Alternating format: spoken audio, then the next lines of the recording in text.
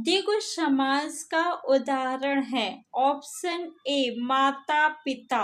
माता पिता दोनों पद जो है प्रधान है और दोनों एक दूसरे के क्या है, विलोम है। तो दोनों पद एक दूसरे के विलोम है और बीच में योजक चिन्ह भी है, तो कौन सा समास होगा? तो इसमें जो है द्वंद्व समास है। माता पिता में कौन सा समास है? द्वंद्व समास।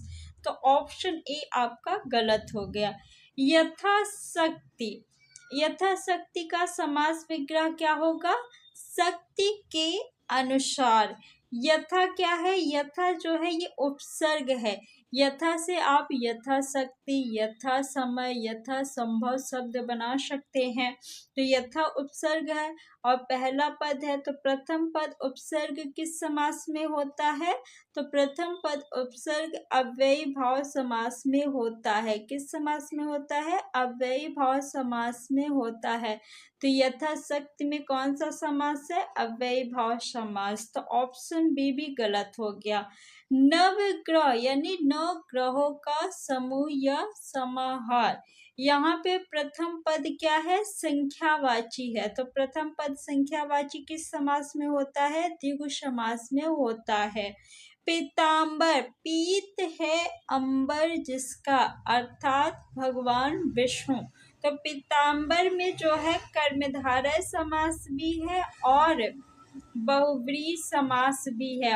अगर एग्जाम में पूछा जाए कि पीतांबर में कौन सा समास है, ऑप्शन में कर्मधारय और बहुव्रीहि दोनों दिया हो तो आपको पहले बहुव्रीहि लगाना है। अगर बहुव्रीहि नहीं है तब आप कर्मधारय समास लगाएंगे। तो ऑप्शन सी आपका सही है। द्विगु समास नवग्रह में है। सदैव का संधि विच्छेद करे। सदैव का संधि विच्छेद सदा धन एव होगा। क्या होगा? सदा धन एव। आ और ए मिलके क्या हो रहा है? ऐ। तो इसमें कौन सी संधि है? इसमें विद्धि स्वर संधि है। कौन सी संधि है? विद्धि स्वर संधि है। अगर आपसे एग्जाम में पूछे कि सदैव में कौन सी संधि है तो आप क्या बताएंगे? विद्धि स्वर संधि है। कौन सा ऑप्शन सही है? ऑप्शन डी सही है। सदैव का संधि विच्छेद सदा धन एव होगा। पवन का संधि विच्छेद होगा। पवन का संधि विच्छेद करेंगे तो पो धन अन हो जाएगा। क्या होगा? पो धन अन। ओ और आ मिलके क्या हो रहा है? वाह। इसमें कौन सी संधि है? अयादि संधि। कौन सी संधि है? पवन में अयादि स्वर संधि है। सा ध्वनि का उच्चारण स्थान क्या है? ऑप्शन ए दंत, ऑप्शन बी मूर्धा, ऑप्शन सी तालु, ऑप्शन डी दंतालो। दंत से सपेरा वाले सा का उच्चारण होता है। मूर्धा से षटकोण वाले सा का उच्चारण होता है। तालु से सलजम वाले सा का उच्चारण होता है। तो ऑप्शन सी सही है। मानक वर्तनी के आधार पर शुद्ध शब्द पहचानिए। मृत्युदंड किस ऑप्शन में सही लिखा है आपको बताना है। 4 ऑप्शन दिया गया है। तो ऑप्शन ए तो बिल्कुल गलत है, डी भी गलत है, बी और सी में बताइए कौन सा सही है। ऑप्शन बी जो है ये गलत है। शुद्ध जो है वो ऑप्शन सी है। निम्नलिखित में तद्भव है। तद्भव शब्द कौन सा है? ऑप्शन ए गांव, ऑप्शन बी अमृत, ऑप्शन सी उच्च, ऑप्शन डी एकत्र। एकत्र जो है ये तत्सम शब्द है। उच्च क्या है? तत्सम शब्द है। इसका तद्भव अगर पूछा जाए तो क्या होगा? ऊंचा। एकत्र का क्या होगा? इकट्ठा। अमृत क्या है? तत्सम शब्द है। गांव जो है ये तद्भव शब्द है। इसका तत्सम क्या होगा? ग्राम होगा। तो गांव क्या है आपका तद्भव शब्द, ऑप्शन ए सही है। अनुरक्त शब्द का विलोम है, ऑप्शन ए अनुरक्ति, ऑप्शन बी विरक्ति, ऑप्शन सी अनर्थ, ऑप्शन डी विरक्त। अनुरक्ति का विलोम शब्द विरक्ति होगा, अनर्थ का विलोम शब्द क्या होगा, अर्थ होगा, विरक्त का विलोम शब्द अनुरक्त होगा। ऑप्शन डी आपका बिल्कुल सही है। प्रत्यक्ष शब्द का विलोम है, ऑप्शन ए अपरोक्ष, ऑप्शन बी परोक्ष, ऑप्शन सी सुंदर, ऑप्शन डी प्रत्यय। प्रत्यक्ष का विलोम परोक्ष होता है, ऑप्शन बी आपका बिल्कुल सही है। पक्षी दाना चुग रहा है, रेखांकित शब्द का पर्यायवाची शब्द नहीं है। पक्षी का पर्यायवाची शब्द कौन सा नहीं है, option A Pankaj.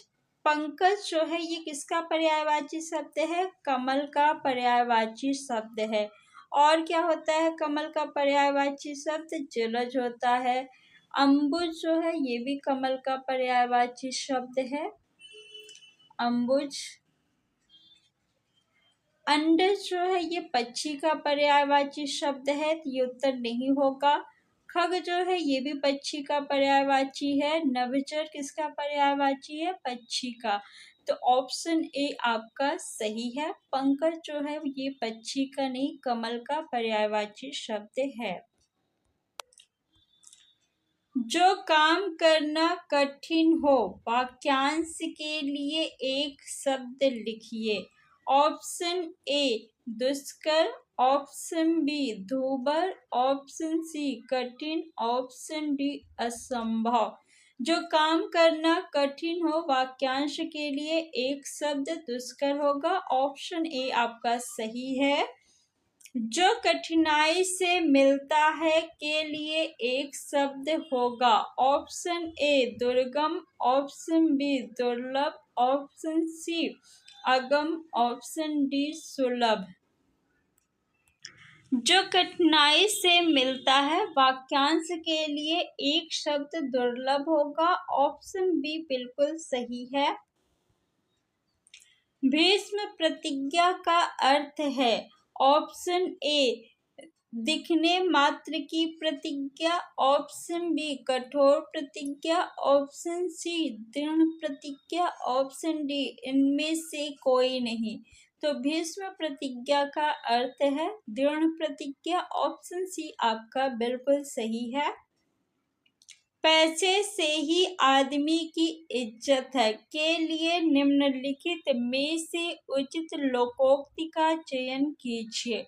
Option A होनहार बिरवान के होत चिकने पात, ऑप्शन बी जड़ है तो नर नहीं तो खंडहर, ऑप्शन सी जैसी तेरी कामड़ी वैसे मेरे गीत, ऑप्शन डी अपनी पगड़ी अपने हाथ।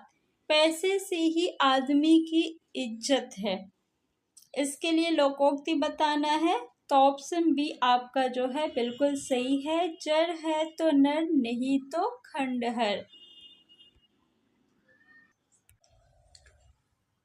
रिक्त स्थान स्त्रीलिंग शब्द होते हैं, ऑप्शन ए वृक्षों के नाम, ऑप्शन बी पर्वतों के नाम, ऑप्शन सी नक्षत्रों के नाम, ऑप्शन डी देशों के नाम।